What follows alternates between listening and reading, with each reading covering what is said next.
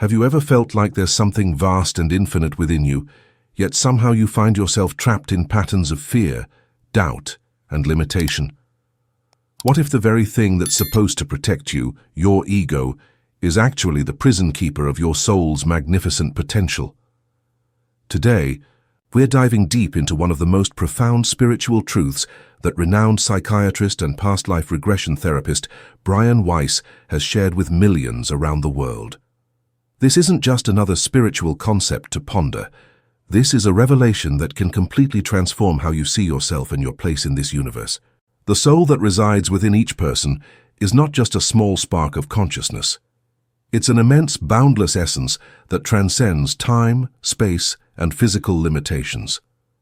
Yet most people go through their entire lives never truly experiencing this vastness, because something much smaller, but incredibly persuasive, keeps whispering limitations in their ears. If you feel drawn to understand the true magnitude of who you really are, subscribe and activate those notifications. Leave a comment saying, "I'm ready to evolve spiritually," and join this community of awakening souls who are discovering their infinite nature. The journey we're about to take together will challenge everything you think you know about yourself. It will reveal why you sometimes feel so small in a world that seems so big, and more importantly, how to reverse that perception completely. Dr. Weiss, through decades of working with thousands of patients in past life regression, discovered something remarkable. Every single person he worked with, regardless of their background, education, or beliefs, carried within them memories and experiences that spanned far beyond their current lifetime. These weren't fantasies or imaginative stories. They were accessing something real, something eternal, something immense. The soul, as Weiss discovered, is like an ocean trying to experience itself through the small window of a single lifetime. Imagine the vastness of the Pacific Ocean attempting to understand itself by looking through a keyhole. That keyhole is our current human experience, and the ocean is our soul's true nature. But here's where things get interesting. If our souls are so vast and powerful, why do most of us feel so limited, so afraid, so small? The answer lies in understanding one of the most sophisticated survival mechanisms ever created, the ego. The ego isn't evil or wrong, it's actually been designed to keep us safe in this physical world. Think of it as a very dedicated but overly protective security guard. Its job is to ensure survival, and it does this by constantly scanning for threats, creating boundaries, and establishing a sense of separate identity. When a baby is born, they don't know where they end and the world begins. They exist in a state of unity consciousness, feeling connected to everything around them. But as they grow, the ego develops to help them navigate the physical world safely. It creates the illusion of separation. I am here, and everything else is there. This separation, while necessary for physical survival, becomes problematic when it starts limiting the soul's expression. The ego, being focused on survival, tends to operate from fear. It whispers things like, "You're not good enough," "It's not safe to be too visible," "You need to fit in to be accepted," or "Don't take risks, you might fail." These aren't malicious thoughts, they're protective mechanisms. But what the ego doesn't understand is that the soul it's trying to protect is actually indestructible and infinite. Share in the comments an experience where you felt the presence of spiritual mentors or an inner transformation that showed you glimpses of something greater than your everyday concerns. Dr. Weiss often tells the story of a patient who, during a regression session, described being a powerful healer in ancient Egypt. In that lifetime, she helped thousands of people and was deeply respected for her abilities. Yet in her current life, she was terrified of speaking in public and constantly doubted her intuition. The ego had convinced her that being powerful was dangerous, that standing out would lead to persecution, that trusting her inner knowing was foolish, all based on experiences from other lifetimes that the conscious mind didn't even remember. This is how the ego operates. It takes past experiences, even from previous incarnations, and creates present-moment limitations to keep us safe. But in doing so, it prevents us from accessing the soul's immense wisdom, power, and love. The soul remembers everything. It carries within it the accumulated wisdom of countless experiences across multiple lifetimes. It knows how to heal, how to love unconditionally, how to create beauty, how to solve problems, and how to connect with the divine source of all existence. Your soul has been a teacher, a student, a leader, a follower, a healer, a creator, an artist, a scientist, a parent, a child. It has experienced every possible human emotion and situation. It has loved deeply and lost greatly. It has succeeded magnificently and failed spectacularly. And through all of these experiences, it has grown more wise, more compassionate, and more powerful. But the ego says, don't access that wisdom, it might be overwhelming. Don't trust that power. You might make mistakes. Don't open to that love. You might get hurt. The irony is that the ego, in trying to protect the soul from imaginary dangers, actually creates the very limitations and suffering it's trying to prevent. When we operate from ego-based fear, we make decisions that often lead to exactly what we were trying to avoid. If this message is touching your soul, leave a like so more awakening consciousnesses can find this light and begin their own journey of expansion. The process of recognizing the soul's immensity isn't about destroying the ego. It's about putting it in its proper place. The ego should be the soul's assistant, not its prison warden. Think of it this way. If your soul is the CEO of your life's corporation, the ego should be the security department, important and necessary but not running the show. The problem occurs when security takes over the entire company and starts making all the decisions based on fear and limitation. Weiss discovered that when people accessed their past life memories, they didn't just remember different lifetimes, they remembered their soul's perspective. From that vantage point, current problems seemed manageable, current fears seemed unnecessary, and current limitations seemed ridiculous. One patient remembered being a master craftsman who created beautiful furniture that lasted for centuries. In his current life, he was afraid to start his own business because, what if I fail? But from his soul's perspective, he realized that failure was just another experience to learn from, and that his creative abilities were eternal gifts that couldn't be diminished by temporary setbacks. Another patient recalled being a wise woman who counseled villages through difficult times. In her present life, she hesitated to offer advice to friends because, what if I'm wrong? But accessing her soul's memory reminded her that wisdom comes from experience, not from being perfect, and that helping others is part of her soul's purpose. The ego creates stories about who you are based on limited information from this one lifetime. It says, you're the person who failed that test in high school, so you're not smart enough. Or you're the person whose heart was broken in your 20s, so love isn't safe. But the soul knows that you are the consciousness who has mastered countless subjects across multiple lifetimes, who has loved and been loved in ways that transcend physical existence, who has overcome challenges that would seem impossible from the ego's limited perspective. Send this video to someone who is seeking spiritual clarity or comfort, someone who needs to remember their own infinite nature. The process of expansion begins with questioning the ego's stories. When you catch yourself thinking, I can't do that, or I'm not the type of person who... Pause and ask, is this really true? Or is this just my ego trying to keep me in a familiar, safe place? Start paying attention to moments when you feel expansive, when you sense something greater moving through you. These might happen during meditation, in nature, while creating art, or during deep conversations with others. These are glimpses of your soul's immense nature, breaking through the ego's limitations. Dr. Weiss teaches a simple but powerful technique. When facing a decision or challenge, instead of asking, what should I do? Ask, what would love do? Love in this context isn't just romantic affection, it's the soul's natural state of unity, wisdom, and creative power. The ego will always choose the option that feels safest and most familiar.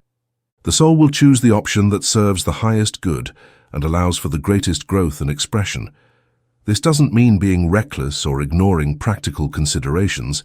It means making decisions from the soul's expanded perspective rather than the ego's contracted fears. Another powerful practice is to regularly connect with the part of you that exists beyond this current lifetime. Meditation, past life regression, or simply quiet contemplation can help you access this broader perspective. When you touch into your soul's immensity, current problems don't disappear, but they become workable. You realize you've handled similar challenges before in other forms in other lifetimes. You remember that you are not a victim of circumstances, but a powerful creative force temporarily having a human experience. Write in the comments, "Today I free myself from old patterns and welcome the light of spiritual renewal," if you're ready to step beyond the ego's limitations. The evidence of the soul's immensity is all around us, if we know how to look. Every time someone displays extraordinary courage, it's the soul overriding the ego's fear. Every act of selfless love is the soul expressing its natural unity consciousness. Every moment of creative inspiration is the soul accessing its unlimited potential. Children often display this naturally, before their egos become fully developed. They believe they can become anything, do anything, create anything. They haven't yet learned the ego's vocabulary of limitation. Artists, musicians, writers, and inventors often describe their greatest works as coming through them rather than from them. They're accessing the soul's creative immensity, temporarily bypassing the ego's need to control and limit. People who have near-death experiences consistently report feeling connected to something vast and loving, remembering that their earthly identity is just a small part of who they really are. They return with less fear of death and more appreciation for life because they've touched their soul's eternal nature. Spontaneous healings often occur when people somehow access their soul's power to restore and regenerate. The ego says, "This disease is incurable," but the soul knows itself as perfect wholeness, temporarily experiencing a physical challenge. Dr. Weiss has documented thousands of cases where accessing soul memories has led to healing of phobias, relationship patterns, chronic illnesses, and lifelong emotional struggles. When people remember their soul's perspective, they realize that current limitations are temporary experiences, not permanent identities. Statistical studies on past life regression show remarkable consistency across cultures, backgrounds, and belief systems. People access information they couldn't have known through normal means, speak in languages they've never studied, and display skills they've never learned in their current lifetime. But perhaps the most compelling evidence is experiential.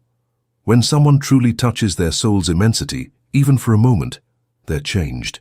They carry themselves differently, make different choices, and radiate a sense of inner knowing that can't be faked. Leave a like for gratitude, as a sign of connection and appreciation for receiving this spiritual message that's designed to awaken your remembrance of who you truly are.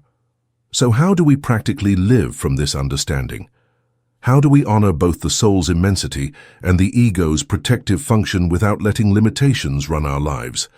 First, develop a practice of daily connection with your soul.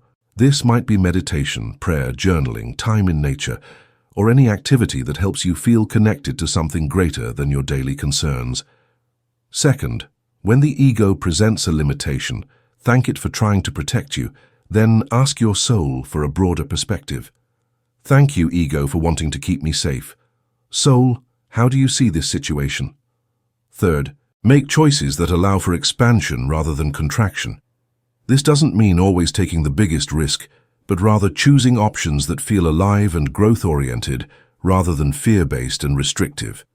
Fourth, surround yourself with people and environments that remind you of your infinite nature rather than your limitations. The ego is influenced by external feedback, so choose influences that support your soul's expression. Fifth, practice seeing others as souls temporarily wearing human personalities rather than just their ego identities. This helps break down the illusion of separation and reminds you of the interconnected nature of all existence. The goal isn't to eliminate the ego, but to establish the soul as the primary decision-maker in your life. Think of it as upgrading your operating system from fear-based survival mode to love-based creative mode. When you live from your soul's perspective, challenges become adventures, failures become learning experiences, and other people become fellow souls on similar journeys rather than competitors or threats. Comment: I align myself with purposes of good and move forward firmly in my journey of elevation. If you're ready to let your soul's wisdom guide your choices. The transformation isn't always comfortable. The ego will resist this shift because it means giving up control, and control is how the ego feels safe. You might experience periods of uncertainty as old patterns fall away and new ways of being emerge. This is normal and necessary. Like a butterfly emerging from its cocoon, there's a period of vulnerability as you transition from the ego's tight limitations to the soul's expansive freedom. Dr. Weiss often reminds his patients that growth isn't linear. There will be days when you feel connected to your infinite nature, and days when the ego's fears seem overwhelming.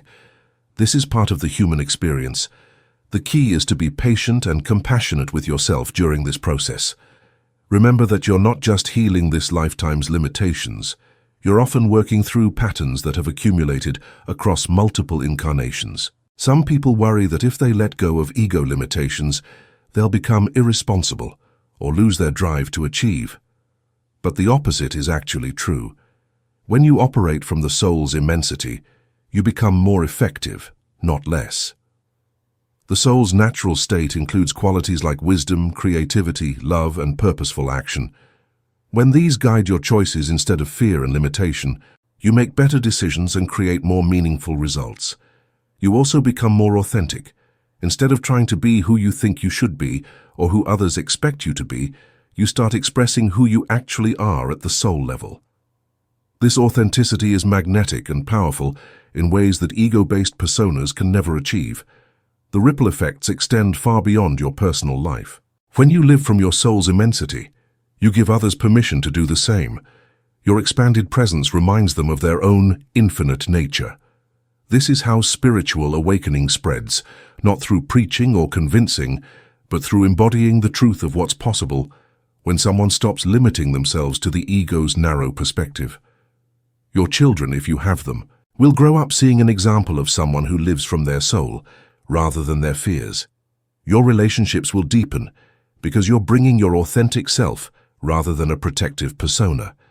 Your work will become more fulfilling because you're expressing your soul's gifts rather than just meeting ego needs for security and approval. Right. I accept this spiritual guidance and move forward with courage and faith if you're ready to embrace your soul's infinite nature and let it guide your journey. The invitation before you is simple but profound.